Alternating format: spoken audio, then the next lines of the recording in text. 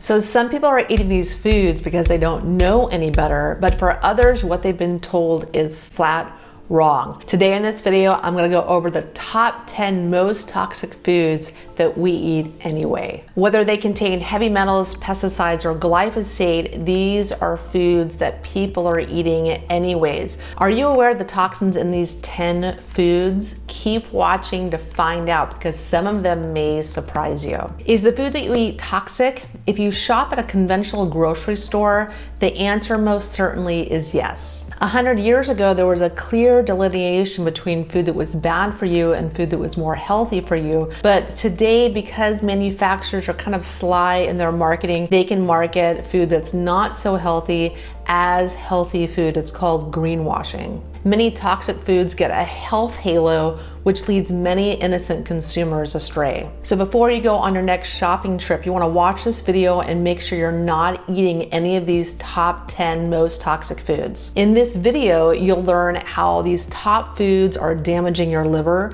how artificial sweeteners can be more toxic than sugar itself, why eating a rainbow a day doesn't mean what it used to, and how some of the richest foods in omega-3 fats are pumping you full of heavy metals and so much more. Stay tuned. Number one is alcohol. And alcohol is arguably very toxic to the body. It can lead to high blood sugar, fatty liver, weight gain, heart disease, and so many other different health issues. Alcohol can also lead to poor detoxability because of how negatively it impacts your liver. Your liver is responsible for 500 different functions in the body, but when you consume alcohol, your body is dealing with that 911 emergency and it's not able to do its other jobs as effectively, like detox your body, deal with the fats in your body, deal with your blood sugar and things like that, and all the 500 other different functions that it does. And when your liver takes a hit from alcohol, the rest of your body feels its effects. So although it can feel nice to have some alcohol, it is in itself a toxin. So you either want to limit its consumption or cut it out entirely. So number two is high fructose corn syrup. So corn syrup is linked to a lot of different metabolic conditions like diabetes,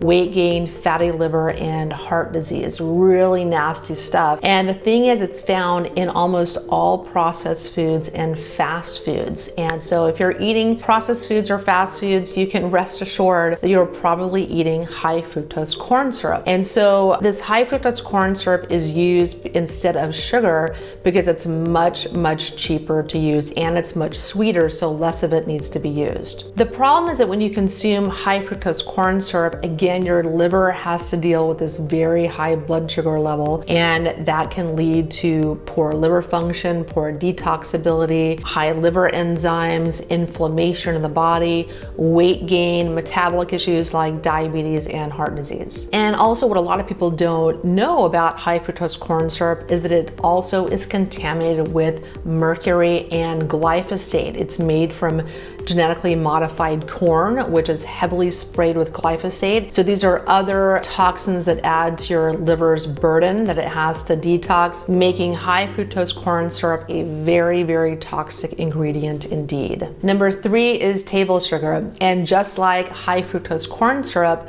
table sugar can lead to a lot of different metabolic issues like fatty liver, weight gain, and heart disease. But not only does sugar cause high blood sugar, it also causes something called advanced glycation end products, or AGEs, that age you. They literally age your skin and promote wrinkles and inflammation in your skin and the breakdown of your collagen over time. AGEs are formed when a fat or protein molecule combines with a glucose molecule, which is sugar, making them glycated, and this produces advanced glycation end product, or AGEs. These AGEs go on to produce oxidation and inflammation in the body, and over time this ages you. Eventually these AGEs can lead to breakdown of your tissues, promote inflammation, which is the underlying root cause of so many diseases and health issues, and lead to diabetes and heart disease. Number four is fish. So even though fish is an excellent source of omega-3 fats, it's also an excellent source source of heavy metals. In fact, research shows that fish sold in the United States and supermarkets around the world, these fish contain high levels of mercury, lead, arsenic, nickel,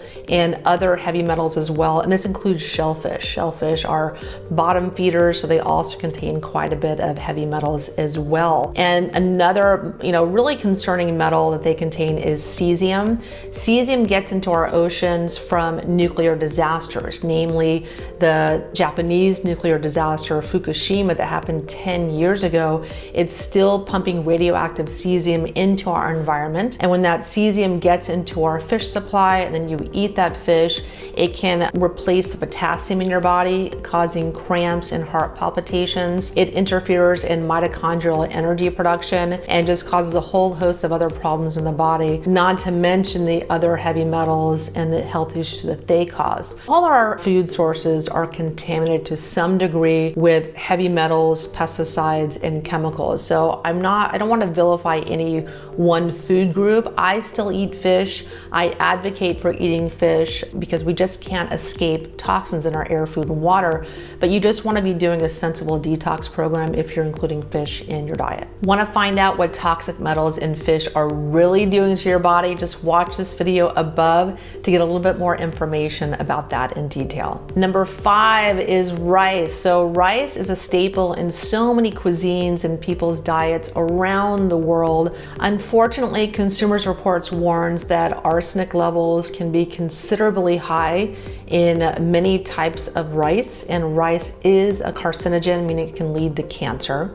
And exposure to arsenic can lead to a lot of different health issues, including the immunological system, your pulmonary system, your neurological system, and your brain. And it can cause cardiovascular issues as well, just to name a few. There's more to it than just that. And so when I eat rice, I eat organic white rice. And so that's the type of rice that's shown to have the least amount of arsenic. And there's no food that's completely free of toxins, but we want to focus on eating the foods that have the least amount, and white rice is the way to go. And so I really like Lundeberg rice. It's grown in California, it's organic. I avoid brown rice. I don't like brown rice anyways, but brown rice does tend to have the most toxins because the bran of the rice is where the toxins are primarily stored. The good news is there's gluten-free grains like quinoa, amaranth, buckwheat, and millet. You can also eat riced cauliflower if you're looking for a rice replacement. Number 6 is conventional beef. So without a doubt,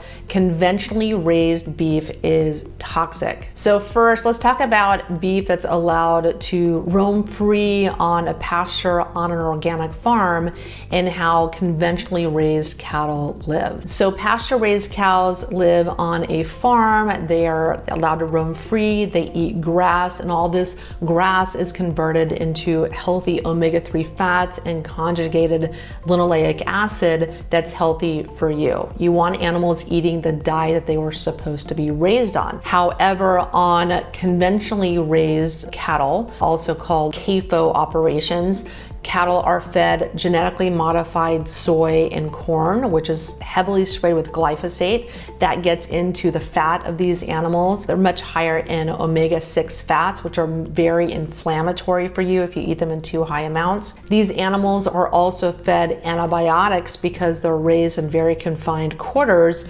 which lends itself to having disease run rampant. So this all leads to very sick cows eating an unnatural diet for them, and they have to be pumped full of antibiotics. So number 7 is conventional dairy. Conventional dairy has the same problems as conventional beef with the genetically modified feed and with the pesticides and the glyphosate, but they also have the problem of hormones being added so the cows will produce more milk, because the more milk that a cow produces, the more money the farmer makes. So this does not do your health any favors and also interferes in your own hormones in your body when you eat conventional dairy that's full of synthetic hormones. Very bad news for you. So the hormones these cows are pumped full of is called RBST. It's called recombinant bovine somatotropin. And so this is an FDA approved synthetic hormone that's going to be found in any dairy unless it specifically is organic or it specifically states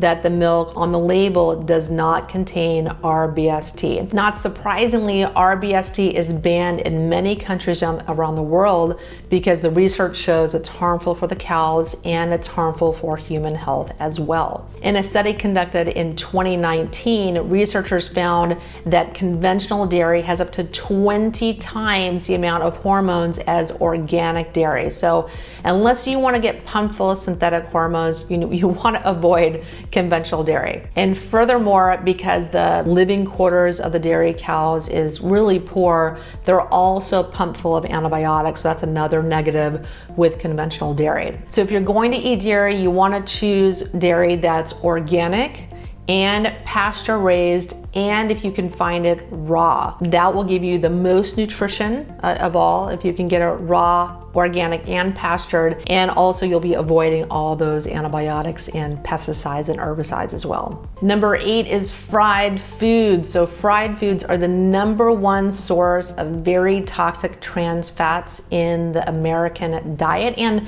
people's diets around the world as well. So trans fats are also what's called hydrogenated fats. So hydrogenated fats are fats that have been infused with hydrogen, and that makes the fat very shelf stable. So it lasts a really, really long time on the shelf. And you're gonna find, most processed foods and all fast foods contain these trans fats or hydrogenated fats. And the problem with trans fats is your body confuses them with regular healthy fats.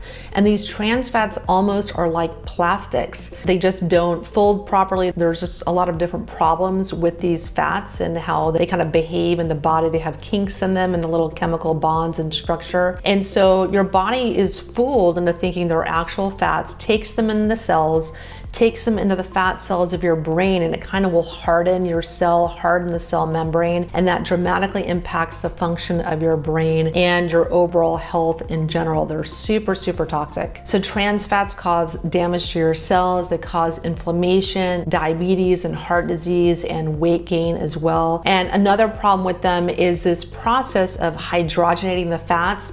They use nickel in that whole process. So trans fats tend to be very toxic with a heavy metal called nickel, which is also like estrogenic and causes a lot of other different issues, can lead to autoimmune diseases. And most fried foods are also fried in genetically modified soybean or corn oil. So these have glyphosate and other pesticides in them, making them even more toxic than they already are. And furthermore, the process of frying foods also leads to the formation of acrylamides, which anytime you've seen kind of like little brown bits or darkened edges of like a French fry or a fried food, those are acrylamides and those are carcinogenic. So this probably goes without saying, but studies have linked trans fats and hydrogenated fats to weight gain, to high cholesterol levels, to fatty liver, to heart disease and diabetes, and so many other different health issues. They are bad news. Number 9 is diet soda. So I know that diet soda is appealing. If you're told sugar is really bad for you, that maybe a diet soda will be better because it doesn't have all that sugar. The problem is that most diet sodas contain aspartame, and this is something that's very excitatory to your nervous system. Even more disturbing, this artificial sweetener has been linked to brain cell death, to dizziness, to ADHD, headaches, seizures, migraines, irritable mood, anxiety, depression, and insomnia. Newer research is showing that aspartame can increase the release of compounds that inhibit norepinephrine, dopamine, and serotonin, which are imperative for proper neurological functioning. So most diet sodas also contain artificial coloring, like artificial caramel coloring, which is very, very toxic, even